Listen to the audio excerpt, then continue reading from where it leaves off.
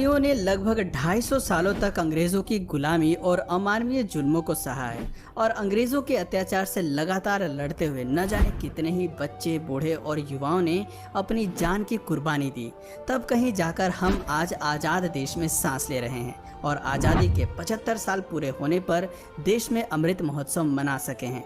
लेकिन अंग्रेज हमेशा से ही भारत में नहीं थे, बल्कि जब वे मीलों का सफ़र तय करके भारत आए थे तब यहाँ पर मुगलों का राज था और अगर मुगल न चाहते तो अंग्रेज भारत में प्रवेश तक नहीं कर सकते थे, क्योंकि भारत में एक और मुगलों का शक्तिशाली साम्राज्य था तो दूसरी ओर मातृभूमि पर मर मिटने वाले मराठा भी थे। ऐसे हालात में अंग्रेजों को भी भारत में राज करने के लिए एड़ी चोटी का जोर लगाना पड़ा था। मगर धीरे धीरे अंग्रेजों ने हिंदुस्तान पर अपना वर्चस्व इतना बढ़ा लिया कि उन्होंने पूरे मुगल साम्राज्य को ही खत्म कर दिया। लेकिन इस इतिहास में सवाल ये आता है कि मुगलों के उस शक्तिशाली साम्राज्य को आखिर अंग्रेजों ने किस तरह खत्म किया होगा। आज की इस वीडियो में हम आपको वही दास्तान सुनाने वाले हैं। तो इसी बात पर चलिए शुरू करते हैं इतिहास के एक और नए अध्याय को। इतिहास बताता है कि 16वीं सदी के अंत में भारत इतना संपन्न था कि पूरी दुनिया में जितना उत्पादन होता था उसका लगभग 1/4 हिस्सा केवल भारत में ही उगता था और यही वजह थी कि भारत उस समय सोने की चिड़िया कहलाता था और पूरी दुनिया की नज़र इसी सोने की चिड़िया पर ही टिकी हुई थी। ऐसे में भला पीछे रहते। उस समय हिंदुस्तान में दिल्ली पर सम्राट अकबर का राज था और ऐसा माना जाता है कि अकबर अपने दौर के सबसे ज़्यादा दौलतमंद बादशाह थे। लेकिन उसी समय ब्रिटेन में भी गृह युद्ध की स्थिति बन गई थी और उस समय महारानी एलिजाबेथ प्रथम की शासनकाल में अधिकांश अर्थव्यवस्था कृषि पर ही निर्भर करती थी। अफसोस कि आपसी गृह युद्ध के चलते ब्रिटेन वैश्विक स्तर पर केवल 3 से 4% उत्पादन ही कर पा रहा था और इसी दौरान पुर्तगाल और स्पेन ब्रिटेन को पीछे छोड़कर उनके मुकाबले काफ़ी ज़्यादा तरक्की कर रहे थे। हालात इतने बिगड़ चुके थे कि ब्रिटेन के लुटेरे नाविक भी पुर्तगाल के जहाज़ों को ही लूटकर अपना काम चलाते थे, क्योंकि ब्रिटेन में लूटने के लिए कुछ बचा ही नहीं था। लेकिन उसी दौरान एक ब्रिटिश नाविक को समुद्री यात्रा के दौरान भारत की अपार संपदा और समृद्धि के बारे में पता चला और ब्रिटिश गवर्नमेंट तक ये खबर जल्द ही पहुंच गई। फिर आया समय सन 1600 का, जब 200 ब्रिटिश व्यापारियों ने मिलकर एक कंपनी बनाई और उस कंपनी का नाम रखा ईस्ट इंडिया कंपनी। और इस कंपनी के सदस्यों ने जब अपनी राजनीति और कूटनीति महारानी एलिजाबेथ को बताई तो वो भी ईस्ट इंडिया कंपनी को सपोर्ट करने के लिए तैयार हो गई। इधर भारत में इसी बीच बादशाह अकबर की मौत हो चुकी थी और अकबर के बाद मुगल बादशाह के तख्त पर अकबर के बेटे जहांगीर की ताजपोशी कर दी गई। साल आ चुका था 1608 का। इधर जहांगीर दिल्ली के तख्त पर अंग्रेजों की चाल से बेखबर हिंदुस्तान पर राज कर रहा था और उधर कैप्टन विलियम हॉकिंस समुद्री रास्ते से गुजरात के सूरत में अपने कुछ व्यापारी जहाजों के साथ प्रवेश कर चुके थे और बस उनके आगमन के साथ ही भारत पर ऐसी काली छाया मंडराने लगी कि जिसने भारत को ऐसा काला इतिहास दिया जो सृष्टि के अंत तक भी भुलाया नहीं जा सकेगा। अंग्रेजों ने भारत में आते ही ईस्ट इंडिया कंपनी स्थापित करने की घोषणा कर दी और अपने इसी प्रस्ताव के साथ काफी बेशकीमती उपहारों को लेकर कैप्टन विलियम हॉकिंस अपने कुछ साथियों के साथ जहांगीर के दरबार में पहुंचे। बादशाह जहांगीर उस समय तो डच और पुर्तगालियों के दबाव के कारण इस प्रस्ताव को ठुकरा देते हैं, पर अंग्रेज भी कहाँ पीछे रहने वाले थे। वो लगातार इस व्यापारिक समझौते के साथ नई नई प्रॉफिटेबल डील्स जोड़ते हुए बार बार जहांगीर के पास जाते रहे और अंततः कुछ समय बाद ही जहांगीर ने इस प्रस्ताव पर हस्ताक्षर करके अंग्रेजों को व्यापार करने की मंजूरी दे दी। और ये मंजूरी मिलते ही अंग्रेजों ने पटना, सूरत, मुंबई और चेन्नई में अपनी फैक्ट्रियों को स्थापित करके व्यापार करना शुरू कर दिया। शुरुआत में तो इस कंपनी ने यहाँ के लोगों को रोजगार दिया और बदले में उन्हें अच्छी तनख्वाह भी दी, जिस वजह से हिंदुस्तानी ईस्ट इंडिया कंपनी से काफ़ी प्रभावित हुए और कई हिंदुस्तानी व्यापारी भी इन फैक्ट्रियों से जुड़ गए। लेकिन ज़्यादा दिनों तक नहीं। पूरे भारत में ईस्ट इंडिया कंपनी का व्यापार बढ़ता ही चला जा रहा था और अपने बढ़ते व्यापार की वजह से अंग्रेज़ों के मन में इतना ज़्यादा लालच बढ़ गया कि उन्होंने भारत की सत्ता पर ही कब्जा करने की योजना बना डाली और इसी उद्देश्य से 1686 में ब्रिटिशों ने मुगलों के खिलाफ जंग छेड़ दी और औरंगजेब से हुई इस जंग में मुगलों ने ब्रिटिशर्स को बुरी तरह से हरा दिया।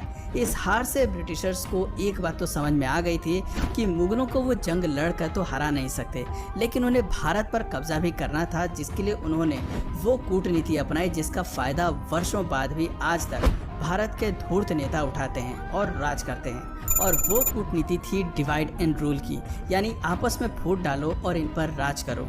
जंग में हारने के बाद ब्रिटिशर्स ने औरंगजेब से माफ़ी मांगते हुए ये वादा किया कि वो दोबारा ऐसी गलती कभी नहीं करेंगे, और औरंगजेब ने भी उन पर कुछ जुर्माना लगाते हुए उन्हें माफ़ कर दिया और अपना व्यापार उसी तरह चालू रखने की आज्ञा भी दे दी।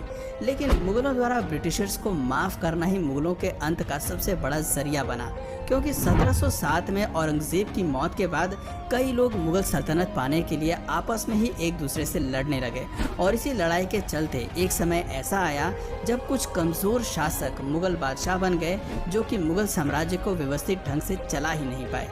ये अनुभवहीन मुगल बादशाह रोज़ नए नए नियम बनाते और उन्हें बदलते रहते, और उनकी इसी तरह की बेवकूफ़ियों के चलते अंग्रेज़ों को मौका मिल गया अपनी चाल चलने का। दरअसल 1717 में मुगल बादशाह ने अंग्रेज़ों को एक फरमान जारी किया, जिसमें उन्होंने बहुत छोटी सी रकम सालाना फीस के रूप में देकर बिना किसी लगान या कर के व्यापार करने की इजाज़त मिल गई। और इसी दौरान पर्सिया के राजा ने मौका देखकर भारत पर आक्रमण बोल दिया। अब चूंकि ऐसे में मुगल शासक अपनी सत्ता के नशे में इतने खोए हुए थे कि उन्हें अचानक हुए इस आक्रमण के बारे में पता ही नहीं चला, और पर्शियन आर्मी दिल्ली तक पहुंच गई और दिल्ली की गद्दी मुगलों के हाथ से लगभग छूट ही गई थी। स्थिति को पूरी तरह बिगड़ते हुए देखकर मुगल बादशाहों ने तकरीबन 2 करोड़ रुपए, जी हाँ, उस दौर में लगभग 2 करोड़ रुपए और कई बेशकीमती हीरे मोती देकर दिल्ली को बचाया। इतनी बड़ी लूट के बाद मुगल पूरी तरह से कमजोर पड़ गए और अंग्रेजों की साजिश भी उन्हें कुछ कुछ समझ में आने लगी। पर अफसोस कि अब वक्त हाथ से फिसलता जा रहा था और उनका साम्राज्य भी।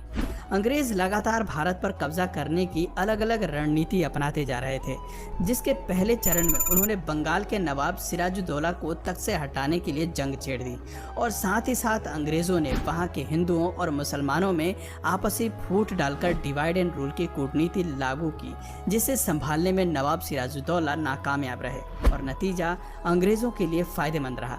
प्लासी के युद्ध में सिराजुद्दौला को हराने के बाद अंग्रेजों ने सिराजुद्दौला के सेनापति को अपने साथ मिला लिया और उसे बंगाल का नवाब बना दिया। समय बीतता गया और भारत पर अंग्रेजों की ताकत और अधिकार भी उसी के साथ साथ बढ़ती जा रही थी। सन 1764 में अंग्रेजी फौज ने बक्सर के युद्ध में अवध के नवाब, बंगाल के नवाब और मुगल नवाब शाह आलम द्वितीय, इन तीनों को हरा दिया। इसके अलावा निजाम के बीच में भी फूट डलवाकर अंग्रेजों ने पहले तो उन्हें लड़वाया और फिर उनकी लड़ाई का फायदा उठाकर खुद उनकी कमजोर सेना को हराकर उनकी रियासतों पर कब्जा कर लिया। और अंग्रेजों ने अपनी इसी रणनीति और कूटनीति को अपनाते हुए 18वीं सदी तक भारत के लगभग हर एक क्षेत्र पर अपना संपूर्ण कब्जा जमा लिया, जिसके बाद उन्होंने व्यापार और अपने अधिकार क्षेत्र की अन्य कई चीजों पर अपनी मनमर्जी के टैक्स लगाकर भी काफी कमाई करी और भारत को अंदर तक लूट लिया। अंग्रेजों को अभी भारत में पूरी तरह से राज करने के लिए कुछ भारतीयों को भी अपने साथ शामिल करना था, और उन्होंने उन बड़े जमींदारों को अपने साथ मिला लिया जिनसे उन्हें आगे चलकर काफी फायदा हो सकता था। यूँ तो अंग्रेजों ने भारत में कुछ बहुत अच्छे काम भी किए, जैसे कि एजुकेशन पॉलिसी लागू करना, रोड कंस्ट्रक्शन, रेलवे वगैरह लाना, जिस वजह से कई समाज सुधारक अंग्रेजों से प्रभावित हुए और उनका साथ देने लगे। मगर यही विश्वासघात की वजह थी कि 1857 की स्वतंत्रता क्रांति के दौरान कई बड़े जमींदार और समाज सुधारक अंग्रेजों के साथ हो गए थे, जिसकी वजह से आगे चलकर अंग्रेजों को भारत पर जीत हासिल करने में मदद मिली। भारत पर जीत के साथ ही मुगल साम्राज्य के आखिरी बादशाह बहादुर शाह जफर को अंग्रेजों ने अपना बंदी बनाकर रंगून की जेल में भेज दिया और उनके बेटे व खानदान के तमाम लोगों को मौत की नींद सुला दिया और पूरे भारत को अपना गुलाम बना लिया।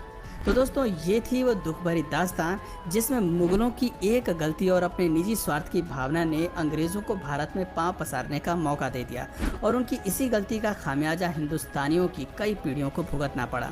वैसे आपके नज़रिए से अंग्रेज़ों के आगमन के लिए मुगल साम्राज्य जिम्मेदार हैं या नहीं, नीचे कमेंट करके अपनी राय हमें ज़रूर बताएं।